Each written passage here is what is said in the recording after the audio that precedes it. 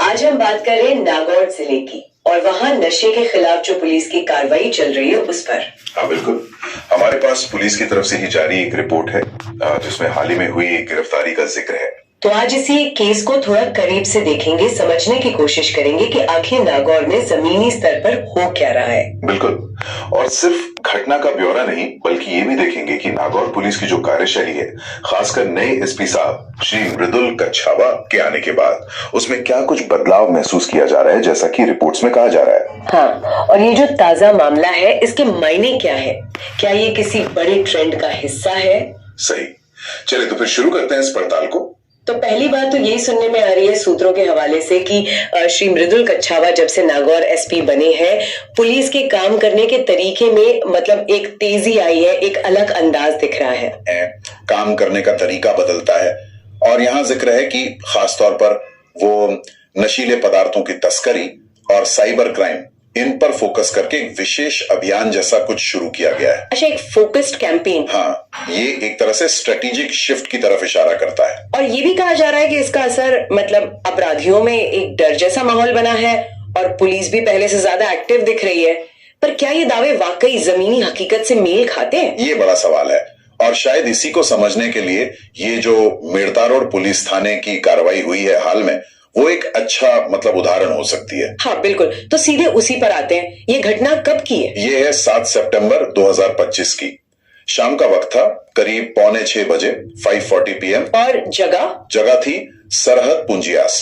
ये जारोड़ा गांव की तरफ एक कच्चा रास्ता जाता है, वहां की बात है। कच्चा रास्ता मतलब अमूमन शायद ऐसी जगहों पर रूटीन गश्ती होती होगी। बिल्कुल बिल्कुल, उस दिन भी ऐसा ही था।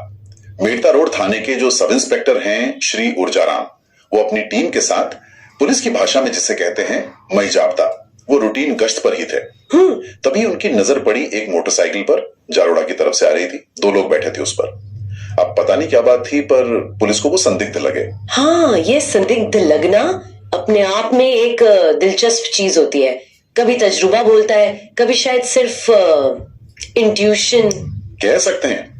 खैर, पुलिस ने उन्हें रोकने का इशारा किया और बस यहीं से मामला घूम गया। रिपोर्ट ये कहती है कि जैसे ही वो रुके, दोनों बुरी तरह घबरा गए, मतलब पसीना पसीना हो गए। अच्छा, इतनी घबराहट। हाँ, और ये घबराहट देखकर पुलिस का शक और गहरा हो गया। फिर उनसे पूछताछ शुरू हुई। जो मोटरसाइकिल चला रहा था उसने अपना नाम बताया लक्ष्मण राम, पिता श्री सहीराम, उम्र करीब 37 साल, विष्णुई जाति के, रहने वाले जारोड़ा खुर्द के, पर आजकल बाईपुरा मेड़ता रोड में रह रहे थे। ठीक है, और दूसरा व्यक्ति जो पीछे बैठा था वो था सीताराम, पिता श्री मोड़ाराम, उम्र 36 साल, जाति नायक, और ये भादोलाव मेड़ता रोड का रहने वाला था। पहचान तो हो गई, लेकिन सवाल वही कि इतनी घबराहट क्यों? बिल्कुल, पुलिस ने पूछा कि भाई इतना डर क्यों रहे हो, भागने की फिराक में थे क्या, थोड़ा सख्ती से पूछा होगा या भरोसे में लेकर, जैसे भी हो। तब जाकर उन्होंने जो बताया वो तो सीधा सीधा क्या कहते हैं, जुर्म कबूलने जैसा था। क्या बताया उन्होंने? उन्होंने मान लिया कि उनके पास स्मैक है, यानी कि हेरोइन। ओह, मतलब सीधे कबूल कर लिया। ये तो एक तरह से पुलिस के लिए आसान हो गया। हाँ, या शायद उन्हें लगा कि अब बचने का कोई रास्ता है नहीं, पकड़े जाने का डर बहुत ज्यादा था शायद। इसके बाद तो खैर प्रक्रिया सीधी थी, उनकी तलाशी ली गई और लक्ष्मण राम और सीताराम दोनों के पास से मिलाकर कुल 3.06 ग्राम स्मैक मिली। 3.06 ग्राम स्मैक। रिपोर्ट में इसकी कीमत भी बताई है, शायद करीब 40,000 रुपए। हाँ, अनुमानित कीमत लगभग 40,000 रुपए बताई गई है। क्या ये मात्रा मतलब ज्यादा मानी जाती है, 3 ग्राम? देखिए, अगर हम कानून की नजर से देखें, खासकर NDPS एक्ट के तहत, तो 3.06 ग्राम हेरोइन जो है वो स्मॉल क्वांटिटी यानी कम मात्रा की श्रेणी में आती है। अच्छा, स्मॉल क्वांटिटी। हाँ, हेरोइन के लिए कमर्शियल क्वांटिटी यानी वो मात्रा जिससे व्यापार का अंदाजा लगता है, वो 250 ग्राम से शुरू होती है। तो 3 ग्राम उसके मुकाबले काफी कम है। तो फिर इस बरामदगी को इतनी अहमियत क्यों दी जा रही है अगर ये स्मॉल क्वांटिटी है तो? देखिए, स्मॉल क्वांटिटी होने का मतलब ये नहीं कि ये अहम नहीं है। स्थानीय स्तर पर जो नशे का नेटवर्क फैला होता है उसके लिए 3 ग्राम भी मायने रखता है। ये 40,000 रुपए की कीमत खुद बताती है कि ये छोटी खेप भी किसी के लिए मुनाफे का सौदा थी और ये कई लोगों तक, कई उपयोगकर्ताओं तक पहुंच सकती थी। बात तो सही है। तो इस तरह की जो छोटी बरामदगियां होती है ना, वो सप्लाई चेन को बिल्कुल निचले स्तर पर तोड़ने में मदद करती हैं। ये सीधे यूजर्स तक या जो छोटे मोटे पैडलर्स होते हैं उन तक पहुंचने का एक तरीका है और कई बार यही छोटे पैडलर्स आपको बड़े तस्करों तक ले जाते हैं। समझ गई। तो पुलिस ने स्मैक जब्त कर ली और वो मोटरसाइकिल भी? हाँ बिल्कुल, स्मैक तो जब्त हुई ही, साथ में वो मोटरसाइकिल जिससे वो आ रहे थे उसे भी जब्त कर लिया गया। वो एक तरह से केस प्रॉपर्टी बन गई, अपराध में इस्तेमाल का सबूत। और फिर दोनों की गिरफ्तारी? हाँ, लक्ष्मण राम और सीताराम दोनों को गिरफ्तार कर लिया गया। और कानूनी कार्रवाई? हाँ, वो भी तेजी से हुई होगी। हाँ बिल्कुल, फौरन मेड़ता रोड पुलिस थाने में एफआईआर दर्ज की गई। केस नंबर है 133, 7 सितंबर 2025 की तारीख है और धारा लगाई गई 821 एनडीपीएस एक्ट। 821 ये किस लिए होती है धारा? ये धारा आमतौर पर अवैध नशीले पदार्थ को अपने पास रखने मतलब पोजेशन के मामलों में लगाई जाती है। ओके, और अब जांच कौन कर रहा है इस मामले की? अब इसकी आगे की जांच सौंपी गई है मेड़ता सिटी पुलिस थाने के थानाधिकारी को। श्री धर्मेश दायमा इंस्पेक्टर रैंक के अधिकारी हैं। अक्सर ऐसा होता है कि जांच किसी दूसरे थाने या अफसर को दी जाती है ताकि निष्पक्षता रहे। रिपोर्ट में इस पूरी कार्रवाई के पीछे जिला लेवल के अधिकारियों के सुपरविजन का भी जिक्र है ना? हाँ, साफ तौर पर लिखा है कि ये जो एक्शन हुआ इस जिले के SP Shri Mridul Kachhawa, additional SP Shri Sumit Kumar और मेड़ता सर्कल के जो वृत्ताधिकारी हैं यानी डिप्टी एसपी श्री रामकरण सिंह मलिंडा, उनके निर्देशों और बिल्कुल करीबी निगरानी में हुआ है।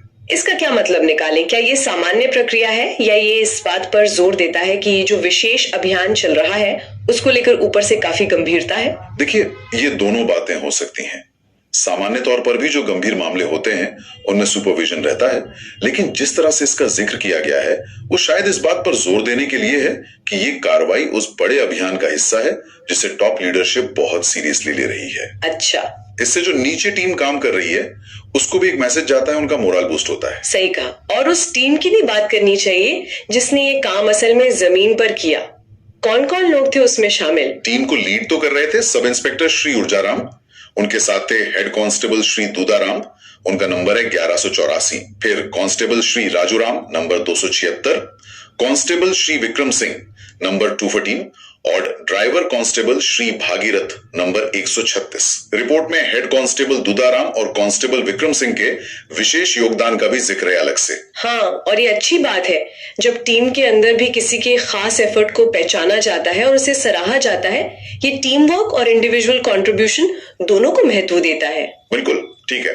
तो ये तो हो गई पूरी घटना, गिरफ्तारी, कानूनी कार्रवाई का पूरा ब्यौरा। अब थोड़ा इसके विश्लेषण पर आते हैं। इस एक अकेली घटना से हम क्या बड़े सबक या क्या पैटर्न देख सकते हैं? देखिए, पहली बात जो मुझे इसमें सबसे अहम लगती है वो ये कि कैसे एक बिल्कुल सामान्य सी दिखने वाली एक रूटीन गश्त एक कामयाब ऑपरेशन में बदल गई। ये सिर्फ किस्मत की बात नहीं हो सकती। ये पुलिस टीम की अलर्टनेस को दिखाता है, उन कच्चे रास्तों पर भी उनकी मौजूदगी और फिर वो संदिग्ध व्यवहार को पहचान लेना। शायद यही वो बदलाव है जिसकी बात शुरुआत में हो रही थी, एक्टिव पुलिसिंग। हाँ, ये जमीनी स्तर पर पुलिस की सक्रियता का सबूत तो लगता है, लेकिन क्या हम इसे सीधे सीधे नए एसपी की रणनीति से जोड़ सकते हैं? ये भी तो हो सकता है कि ये कांस्टेबल दुदाराम और विक्रम सिंह जैसे लोगों की अपनी जाती होशियारी और तजुर्बे का नतीजा हो। ये बहुत वाजिब सवाल है। देखिए, लीडरशिप क्या करती है? वो रणनीति बनाती है, दिशा निर्देश देती है, शायद संसाधन देती है, लेकिन जमीन पर काम तो टीम को ही करना होता है। अब ये कहना मुश्किल है कि यह सफलता सीधे तौर पर नई रणनीति का नतीजा है या इन कांस्टेबलों की व्यक्तिगत काबिलियत का। हाँ, ज्यादा संभावना यही है कि ये दोनों का मिला जुला असर हो, ऊपर से मिला प्रोत्साहन और नीचे के लेवल पर मौजूद क्षमता। रिपोर्ट जायों वापर इससे अभियान से जुड़कर ही प्रस्तुत कर रही है, जो कि स्वाभाविक भी है। ठीक है।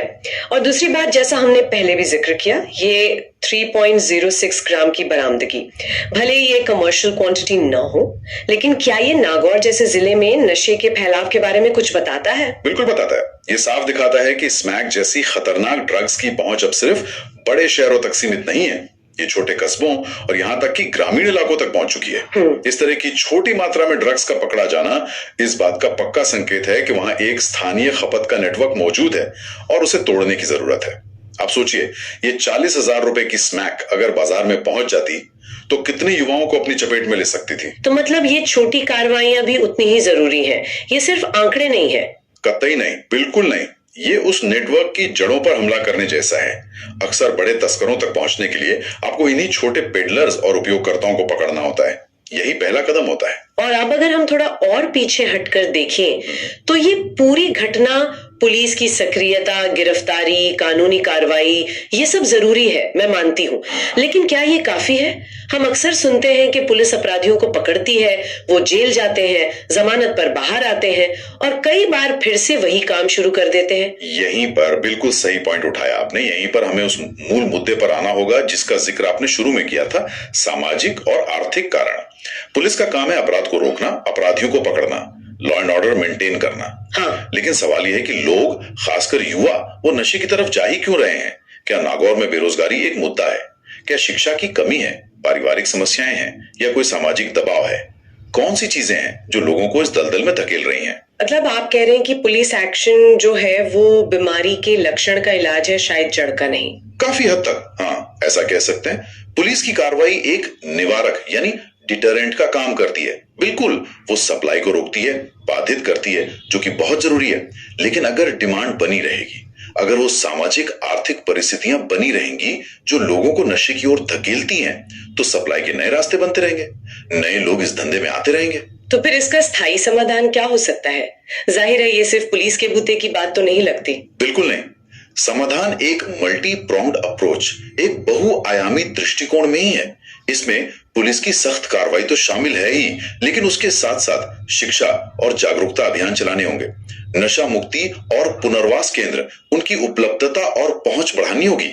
युवाओं के लिए रोजगार के, स्किल डेवलपमेंट के अवसर पैदा करने होंगे और सबसे बढ़कर एक ऐसा सपोर्टिव सामाजिक माहौल बनाना होगा जहां लोग नशे को एक ऑप्शन के तौर पर दिखे ही नहीं। ये तो बहुत बड़े स्तर के बदलावों की बात हो गई। इसमें तो सरकार के कई विभाग, सामाजिक संस्थाएं और समुदाय सबको मिल के काम करना होगा। बिल्कुल, ये एक लंबी लड़ाई है और ये सिर्फ लॉ एनफोर्समेंट एजेंसीज के भरोसे नहीं जीती जा सकती।